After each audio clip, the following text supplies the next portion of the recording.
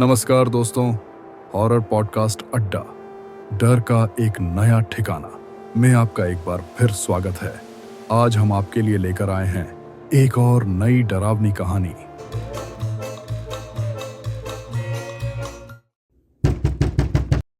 रोहन की जिंदगी एक झटके में बदल गई थी। एक भयानक सड़क दुर्घटना ने उससे उसकी पत्नी प्रिया और उसकी प्यारी बेटी रिया को छीन लिया था। वह खुद बच गया था, लेकिन उस दुर्घटना का घाव उसके दिल और दिमाग पर गहरा था। शहर की हर गली, हर कोना उसे प्रिया और रिया की याद दिलाता था। उन यादों से भागने के लिए उसने फैसला किया कि वह अपने पैतृक घर शहर से दूर एक पुरानी हवेली में चला जाएगा। पुरानी हवेली, जैसा कि स्थानीय लोग उसे बुलाते थे, एक ऐसी जगह थी जहां समय थम सा गया था। हवेली तक पहुंचने का रास्ता भी अकेला और सूना था। घने जंगल के बीच से गुजरती एक कच्ची सड़क, जहां सूरज की किरणें भी मुश्किल से पहुंच पाती थीं। जब रोहन अपनी गाड़ी से हवेली के सामने पहुंचा, तो एक गहरी उदासी ने उसे घेर लिया। हवेली की विशाल लकड़ी की किवाड़ें आधी टूटी हुई थीं और उन पर लगे जंग लगे ताले सदियों पुराने लग रहे थे। खिड़कियों के शीशे टूटे हुए थे और उन पर मकड़ी के जाले फैले थे।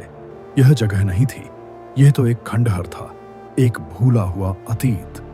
रोहन ने बड़ी मुश्किल से किवाड़ खोले। अंदर धूल और सड़ी हुई लकड़ी की गंध थी।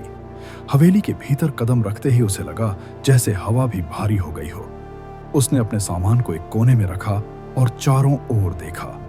विशाल हॉल, ऊंची छतें और दीवारों पर लगी पुरानी तस्वीरें जो अब धुंधली हो चुकी थीं। उसकी नजर एक तस्वीर पर पड़ी। एक युवा जोड़ा जो शायद उसके दादा दादी थे। उनके चेहरों पर एक अजीब सी शांति थी, या शायद एक खालीपन। पहले कुछ दिन शांत रहे। रोहन ने सफाई की कोशिश की, कुछ खिड़कियों को बंद किया, लेकिन हवेली की उदासी को दूर नहीं कर पाया। रातें लंबी और ठंडी होती थीं। वह अक्सर प्रिया और रिया के बारे में सोचता रहता, दुर्घटना के उस पल को बार बार जीता था।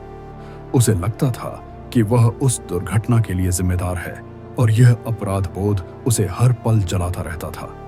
एक रात जब वह अपने कमरे में सोने की कोशिश कर रहा था, तो उसे हल्की सी आवाज सुनाई दी, एक बच्चे के खिलखिलाने की आवाज जो बहुत दूर से आ रही थी। रोहन चौंक गया। उसने सोचा कि यह उसके दिमाग का वहम होगा, उसकी बेटी की यादें उसे सता रही होंगी। उसने आंखें बंद कर ली, लेकिन आवाज फिर आई, इस बार थोड़ी और साफ। एक नन्ही बच्ची की हंसी जो अब हवेली के हॉल में गूंज रही थी। उसका दिल तेजी से धड़कने लगा। वह उठा और हॉल में आया, लेकिन वहां कोई नहीं था, सिर्फ सन्नाटा और हवा का झोंका जो पुरानी खिड़कियों से अंदर आ रहा था। अगले दिन चीजें और अजीब होने लगी। जब वह नाश्ता कर रहा था, तो उसने देखा कि उसकी मेज पर रखी एक किताब अपने आप गिर गई। उसने उसे उठाया और वापस रख दिया, यह सोचकर कि शायद उसने उसे ठीक से नहीं रखा होगा। लेकिन जब वह एक कमरे से दूसरे कमरे में जाता, तो उसे लगता जैसे कोई उसे देख रहा हो। उसकी पीठ पर एक अजीब सा सिहरन दौड़ जाती। एक दोपहर हवेली के पिछले हिस्से में एक पुराना स्टोर रूम था, जहां कोई कभी नहीं जाता था। रोहन ने सोचा कि वह उसे साफ करेगा। उसने दरवाजा खोला। धूल और कबाड़ का ढेर। अचानक उसकी नजर एक कोने में पड़ी, एक पुरानी मिट्टी से सनी गुड़िया। वह गुड़िया रिया की पसंदीदा गुड़िया जैसी थी, बस रंग और डिजाइन थोड़े अलग थे। रोहन के हाथ कांपने लगे, उसकी आंखों में आंसू आ गए। उसने गुड़िया उठाई, उसे साफ किया। उसे लगा जैसे रिया की आत्मा उस गुड़िया में बस गई हो। उसने गुड़िया को अपने कमरे में रख लिया, उसे अपनी बेटी की निशानी मानकर। रात को जब वह गुड़िया को पकड़े हुए बिस्तर पर लेटा था, तो उसने प्रिया की आवाज सुनी, रोहन, तुम कहां हो? आवाज इतनी साफ थी कि उसे लगा प्रिया उसके बगल में ही खड़ी है। वह झटके से उठा, लेकिन वहां कोई नहीं था। उसने चारों ओर देखा, डर से उसकी सांसें अटकने लगीं। क्या वह पागल हो रहा था? क्या उसका दुख उसे भ्रम दिखा रहा था? अगले कुछ दिनों में ये भ्रम और ज्यादा बढ़ने लगे। वह अक्सर अपनी पत्नी और बेटी को हवेली के अलग अलग कोनों में देखता। कभी प्रिया को रसोई में खड़ा हुआ, कभी रिया को हॉल में दौड़ते हुए। वे दोनों उसे बुलाते, कभी मुस्कुराते, कभी उदास आंखों से उसे देखते। उन्हें देखकर रोहन का दिल एक तरफ खुशी से भर जाता और दूसरी तरफ एक अनजाना डर उसे जकड़ लेता। ये सिर्फ उसकी कल्पना थी या कुछ और? उसने शहर में अपने एक दोस्त को फोन किया, उसे अपनी स्थिति बताई। दोस्त ने उसे तुरंत हवेली छोड़कर आने को कहा, यह कहकर कि यह सब उसके डिप्रेशन का नतीजा है।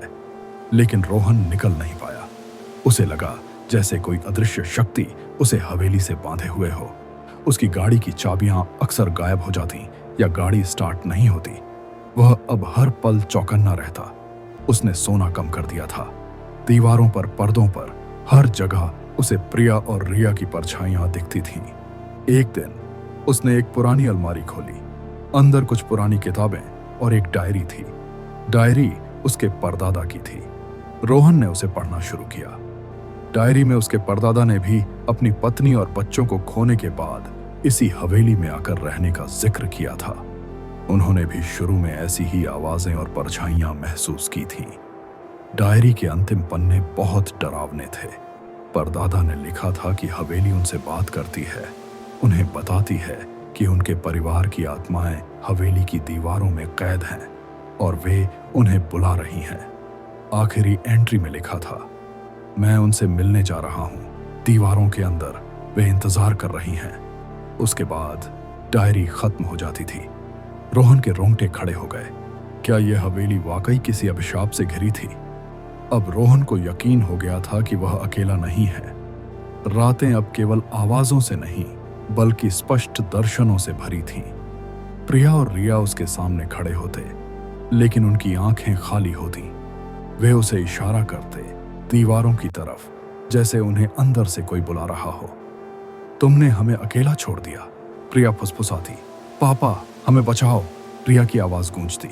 रोहन का अपराध बोध उसे निगल रहा था। एक रात जब तूफान आया हुआ था, बिजली कड़क रही थी। हवेली की हर खिड़की से हवा चीखती हुई अंदर आ रही थी।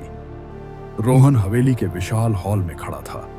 उसने देखा कि उसकी पत्नी और बेटी हॉल के बीचों बीच खड़े हैं। वे दोनों पहले से ज्यादा धुंधले और पारदर्शी लग रहे थे, लेकिन उनकी आंखें अब गुस्से और पीड़ा से भरी थीं। तुमने हमें मार दिया, प्रिया की आवाज में दर्द और आरोप था। तुम हमें बचा सकते थे, रिया की चीख हॉल में गूंजी। दीवारों से भी आवाजें आने लगी। जिम्मेदार, दोषी, अकेला। रोहन ने अपने कान बंद कर लिए, लेकिन आवाजें उसके दिमाग में घुसती जा रही थीं। उसने चिल्लाना शुरू किया, नहीं, ये मेरी गलती नहीं थी, मैंने कोशिश की थी।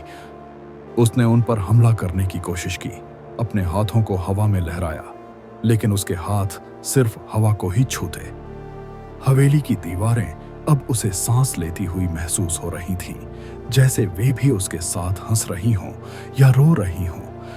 एक अजीब सी रोशनी हवेली के हर कोने से निकलने लगी, जो उसकी आंखों को चुभ रही थी। उसे लगा जैसे हवेली उसे निगलने वाली हो, उसे भी अपनी दीवारों में कैद करने वाली हो। अंधेरा और बढ़ गया।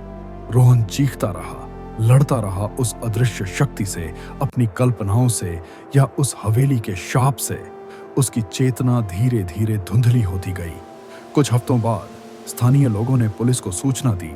जब उन्हें हवेली से अजीब आवाजें आने लगीं। पुलिस जब हवेली में दाखिल हुई तो उन्हें रोहन एक कमरे के कोने में बैठा मिला। वह बेसुध था, उसके बाल बिखरे हुए थे, आंखें खाली थीं।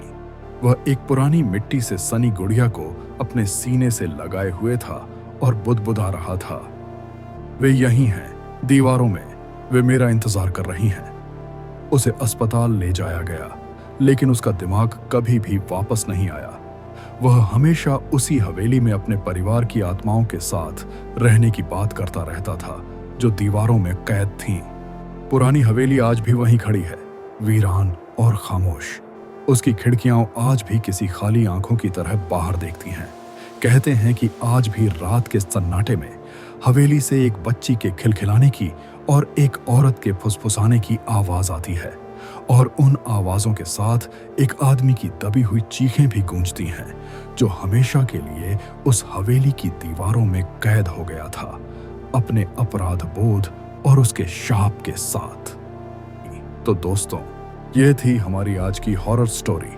अगर आपको यह कहानी पसंद आई हो तो कृपया लाइक करें, शेयर करें और चैनल को सब्सक्राइब करना न भूलें। मिलते हैं जल्द ही एक और नई डरावनी कहानी के साथ।